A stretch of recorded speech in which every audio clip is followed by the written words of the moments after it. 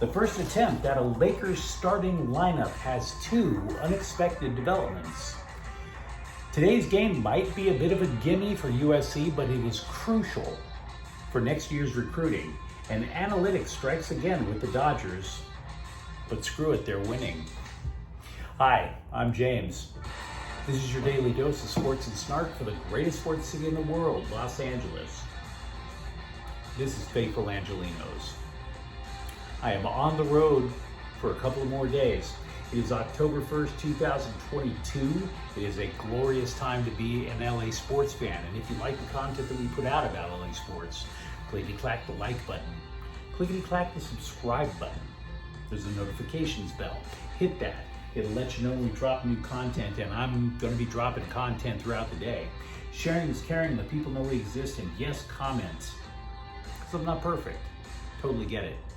So before we go through the news and notes, quick look at the scoreboard. Yesterday, the Dodgers took care of business. They now have the top seed throughout the entire playoffs after a 10-1 mauling of Colorado. Clayton Kershaw pitches 6 shutout innings. Cody Bellinger hits a 3-run home run. In addition to that, give it up to the UCLA football team for taking care of business. They beat the daylights out of Washington. The Huskies added a couple of late touchdowns. Final score is 40-32. Washington, they were 15th ranked. I doubt it now. Dorian Thompson-Robinson passes for 3 touchdowns. He rushes for another. There's a rapid recap of the game if you'd like more information. Just take a look at the UCLA playlist on the channel. Meanwhile, today, Colorado's going to play the Dodgers at 6 at the Ravine. That's Michael Grove, 1-0. Kyle Freeland is 9-11. Arizona State is at USC tonight. There's going to be a preview. There is a preview on the USC playlist on this channel. Just take a look it up and get a little bit more info on it. Kickoff's at 7:30. And the Galaxy playing Real Salt Lake at 7:30 tonight. Big day for the Galaxy. They are on the cusp of qualifying for MLS Cup playoffs. They get there with either a tie or a win. Big game for them tonight.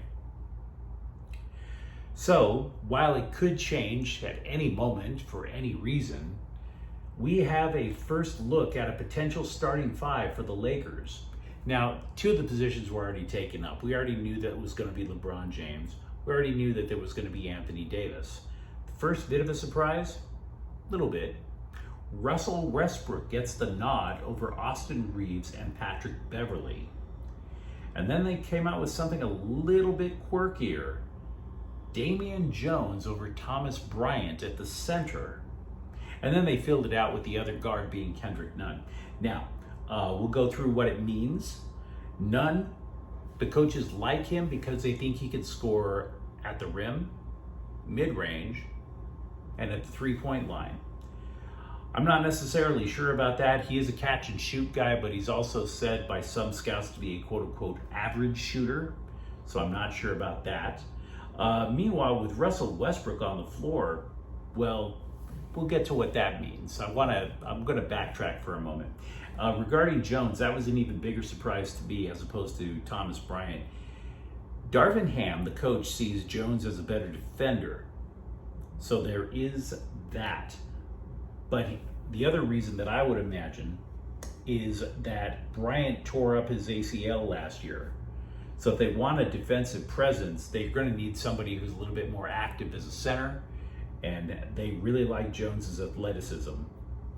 I'm not sure about Russell Westbrook, and here's why. Here's the problem that I'm thinking it might be there with this lineup. It looks a lot like the one last year. Younger, yes. But do you sit there and you say, is Damian Jones simply a younger DeAndre Jordan? Is Avery Bradley being replaced simply by a healthier Kendrick Nunn? And what does that mean then when you have Westbrook, LeBron James, and Anthony Davis? Last year, the problem with the Lakers offense was there was poor spacing. You know, LeBron and Russell Westbrook, they needed room to drive to the hoop. Davis needed room to post up. DeAndre Jordan or Dwight Howard, they were always clogging the lane. And you could say the same thing might be true for Jones. So I'm not sure. with Russell Westbrook on the floor, the Lakers had struggled with spacing. Where did the points come from? Now again, it's only a first look. This could change at any time. Mentioned that the Trojans are going to play Arizona State tonight. Again, we have the preview. Arizona State they are just in hell. They don't really have a lot going for them right now.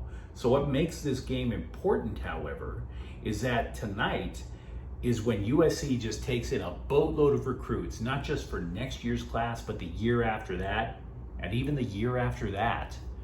They are trying to put on the ritz for a lot of high school kids tonight. Tonight, they are going to host 7 5-star prospects for the class of 2023, including a couple that including at least one who's already committed. Now, you might recall quarterback Malachi Nelson of Los Alamitos High. He's already committed, but he wound up taking a trip to Texas A&M just to poke around. So they want to try and solidify that. In addition to that, another person that they want to solidify would be wide receiver Zachariah Branch of Nevada. He also committed, but they just want to make sure, so they're bringing him by. There are 13 more recruits for the class of 2023, or potential recruits, who are coming in. And a lot of them are linemen.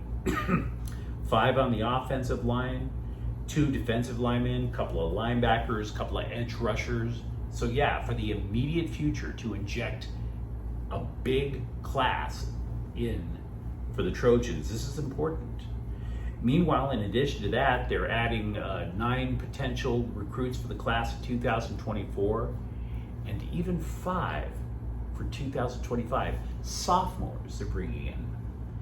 Now, I don't want to go through all the names because they're high school kids. I'm not going to spend a lot of time hyping up high school kids. It just seems a little creepy. So I'm going to let the coaches and the recruiters do that, right? Big night tonight out at the Coliseum. I love to expand my vocabulary, and thanks to analytics in baseball, we keep getting new phrases all the time that make no damn sense. Here's a new word I'd never heard of before: optionality. Yeah, that's why Brusdar Graterol started Thursday's night's game against the Padres. He just pitched 1 inning, and then they bring in Andrew Heaney. Dave Roberts said that he knew Andrew Heaney could start a game, but did he have the optionality for additional uses? Now, Heaney pitched 4 innings. Can I speculate? I have nothing to go on here. I'm just making a guess here. But let's say Andrew Heaney gives you 4 innings. Let's say Tony Gonsolin, who was just lights out until about a month and a half ago when he got hurt. Let's say Gonsolin can give you 4 innings. 4 plus 4 equals 8, and that gets you to the 9th. Is it possible that they're looking at a rotation in the playoffs of Arias, Kershaw, Tyler Anderson, and then for that 4th spot, just basically smash Heaney and Gonsolin together and see if you can create 8 innings out of 2 pitchers? That's just my own thought. Could be completely off base. Another note for the Dodgers, by the way, Trevor Bauer's defamation lawsuit, one of them is in position to get thrown out. Whatever. I'm not in the mood to talk about that anymore. It's just too weird. The Rams offense is officially mid. They are 16th in the NFL in passing, 14th in rushing.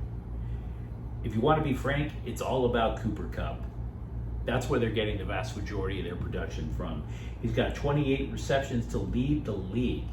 So yeah, it's amazing. He was a Triple Crown winner as a receiver last year. Every defense is keying on him. He's still leading the league in receptions. Something to be concerned about, though, Matthew Stafford's deep pass isn't there yet. He is 3 for 11 on passes longer than 20 yards. No TDs on any of those passes, 1 interception. So the Rams have some things to work on. It's not complete trash, but they have some things they need to work on. Also, offensive lineman Rob Haverstein has been practicing this week. He did get injured during the Arizona game, but he's practicing without limitations, so he should be just fine to go up against the Niners on Monday night. Meanwhile, at the other side of SoFi Stadium, I want you guys to know we'll be putting up a preview of the Chargers game on this channel later today. Injury updates, though. They are down 2 wide receivers in Houston. Keenan Allen, who still hasn't played since week 1, he's been ruled out with his hamstring injury. Jalen Gaitan, he tore an ACL last week. He's down for the year. But improvements, cornerback J.C. Jackson is going to play. And on the offensive line, Corey Linsley, who missed last week's game, is expected to start. So the Chargers aren't out of the woods yet in terms of health, but they are getting some improvement there. LA Kings defensive prospect Brant Clark has assists in 2 of the first 3 preseason games for the Kings thus far. Basically, he's a 2021 first-round draft pick, and he said he's insisting on trying to force his way onto the roster. So on one end of the ice, he's definitely trying to make a name for himself. Speaking of the offense, 2 of the 3 offensive lines appear to be set. 3 of the 4. This is what happens when you work overnight. You get a little foggy in the head. 3 of the 4 offensive lines for the Kings seem to be set. The only one that isn't set is the second line, okay? That's because Victor Arvidsson had back surgery in the offseason. They're not sure that he's going to start this year. Now, if he can't, that means they need a winger to fill in. Multiple outlets are saying that the competition to fill in as a winger on the second line is between Gabriel Velarde and Samuel Fagemo. We don't know who's leading that competition just yet. Andy Katz, the quote, official college basketball reporter for the NCAA, which is a bizarre title to have, wouldn't you say? How are you the official reporter for your employer? That doesn't make you a reporter, that makes you a PR hack. But anyway, what you should know about him is he's been around the game for a long time. He is considered a trusted source for NCAA basketball. He currently ranks the UCLA Bruins 4th going into the year. So it isn't just football that the Bruins are making a name for themselves in. We already knew about their basketball team. Being 4th, not a bad ranking.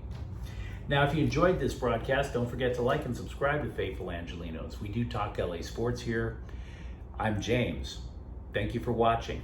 We'll be back today with a Chargers preview, possibly with rapid recaps on the Galaxy and USC. Thanks for watching. Faithful Angelenos is a Camcorte El Queso production. Take care.